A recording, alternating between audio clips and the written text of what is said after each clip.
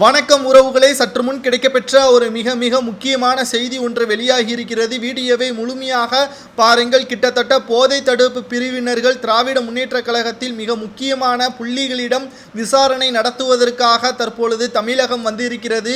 முதல்வர் ஸ்டாலின் உட்பட இந்த விசாரணையில் அடங்குமா என்பதையும் இந்த வீடியோவில் முழுமையாக தெள்ள தெளிவாக நாம் பார்க்கலாம். ஜாபர் சாதிக் அவர்கள் 2000 கோடி மதிப்பிலான போதைப் பொருளை 3 ஆண்டுகளாக கடத்தி வந்ததாகவும், கடந்த வாரம் டெல்லியில் போதைப்பொருள் தடுப்பு பிரிவினர், டெல்லி காவல்துறையினர்கள் இவர்கள் இருவரும் இணைந்து கும்பலை கைது செய்து விசாரணை நடத்திய பொழுது திமுகவின் முக்கிய பொறுப்பில் இருக்கக்கூடிய ஜாபர் சாதிக் தான் எங்களது கும்பலின் தலைவன் என்று வாக்குமூலமும் கொடுத்தனர். வாக்குமூலம் கொடுத்த மறுநொடியே திமுகவின் முக்கிய பொறுப்பில் இருக்கக்கூடிய ஜாபர் சாதிக் அவர்கள் அப்ஸ்காண்ட் ஆகியுள்ள நிலையில் போலி பாஸ்போர்ட்டை பயன்படுத்தி கென்யா நாட்டிற்கு அடிக்கடி சென்று வந்ததாகவும் தற்பொழுது NCPI தரப்பிலிருந்தும் தகவல்கள் வெளியாகி இருக்கிறது. ஒட்டுமொத்தமாக ஒரு திருடனை, ஒரு அயோக்கியனை, போதை மருந்து கடத்தல் செய்பவனை எப்படி திமுகவின் முக்கிய பொறுப்பு வழங்கலாம்? திமுகவின் தலைவருக்கு இது தெரிந்து நடக்கிறதா, தெரியாமல் நடக்கிறதா என்ற ஒரு கேள்வியையும் தற்பொழுது இணையதளத்தில் சவுக்கு சங்கர் அவர்கள் முன்வைத்திருக்கிறார். ஒட்டுமொத்தமாக திமுகவின் ஆட்சியில்தான் கள்ளச்சாராயம், குடி போதை, தற்பொழுது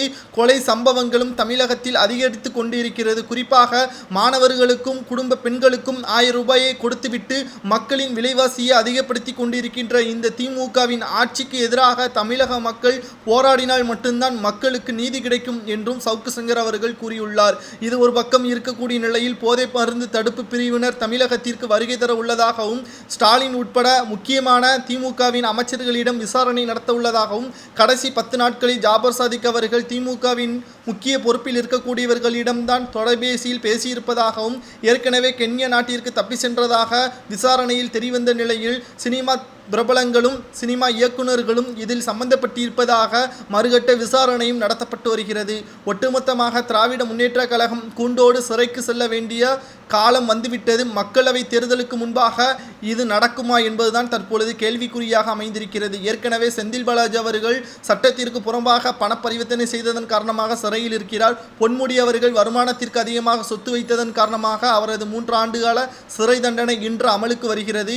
மேலும் திமுகவில் இருக்கக்கூடியவர்கள் திருடர்களாகவும், கொலை செய்பவர்களும், வருமானத்திற்கு அதிகமாக சொத்து சேர்ப்பவர்களுக்கு முக்கிய பதவியை கொடுத்து தமிழக மக்கள் மிகப்பெரிய தவறை செய்துவிட்டார்கள். நாடாளுமன்ற தேர்தலில் அத்தவறை மீண்டும் செய்யக்கூடாது என்று தமிழக பாஜக தலைவர் அண்ணாமலை அவர்கள் பிரச்சாரத்தையும் முன்வைத்திருக்கிறார்.